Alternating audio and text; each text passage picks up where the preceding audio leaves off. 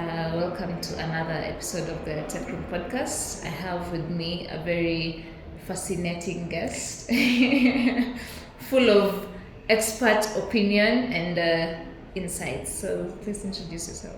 Thank you. My name is Pamella Adede. I am a data specialist.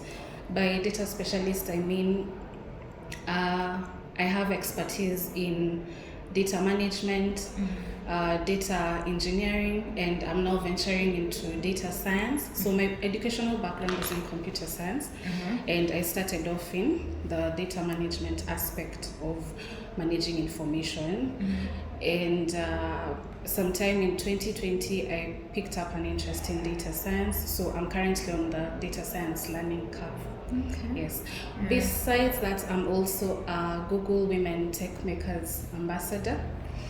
Okay. So in my capacity, in that capacity, what I do is encourage and support more women to join STEM, science, technology, engineering, and mathematics, because females are largely underrepresented in the field of STEM. So what I do is just encourage and support more young girls to take up courses and careers in STEM. Yeah. So let's talk more about your role. You said that a Google Women Tech Makers ambassador. Yes. So having a mentor, it's not something that it's not easy for someone to get, because you finish school and you don't even know how to find attachments, let alone employment. So how would someone go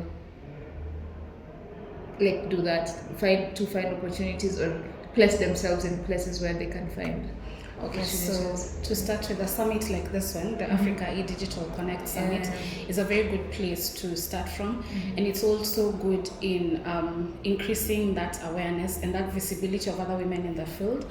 I was actually catching up with someone just now, and we were saying when I was in school, there weren't so many conferences and summits and opportunities to see other people who are doing the same thing that you aspire to do one day. So a summit like this is really good, and having those communities where people can come together.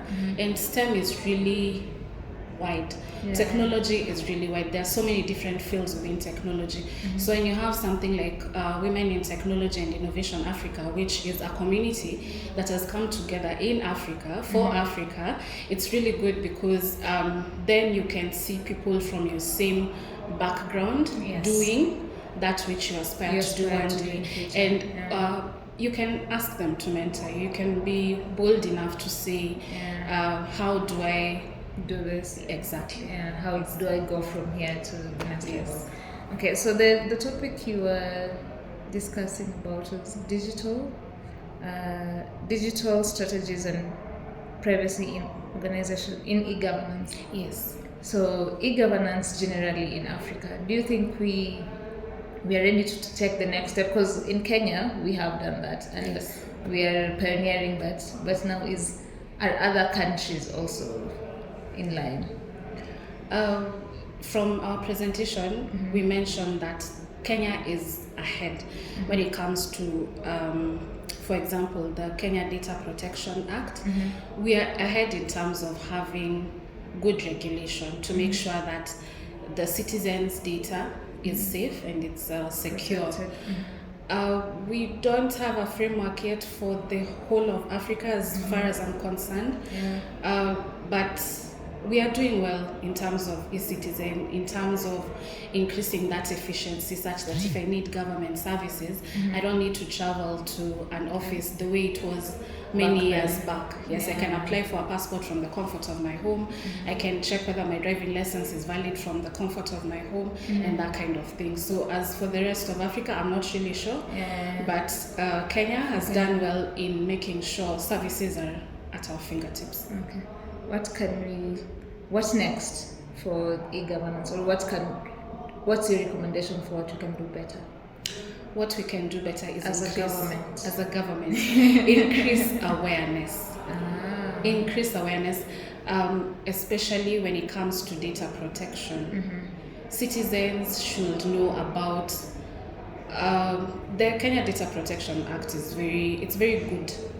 However, citizens also need to know what is it, Yes. how does it help us, and beyond that, what are some of the things that we can do ourselves to be cyber safe, to protect ourselves when we are online, when we are accessing eCitizen, what are some of the things that we can do to protect ourselves. So for instance, because of the digital divide in Kenya and Africa and everywhere really, not everyone has access to a personal computer. So you find that someone will go to a cyber cafe to make an application, and in that process they could be having a scanned copy of their ID card, which they download into. Yes. So it's very important for people to understand that it's good to not leave traces of personal identifiable data in public spaces, in a cyber cafe. Once you're done uploading your ID, it is good practice to delete it after. Exactly. So what we can do is increase awareness about how to stay cyber safe, because if that ID lands in the wrong hands, and probably there are many other documents you're uploading, it's very easy to have cases of identity theft. Yes. So thank you very much. Thank you too. I feel like this is a conversation that needs more time, and definitely we'll have that. My pleasure.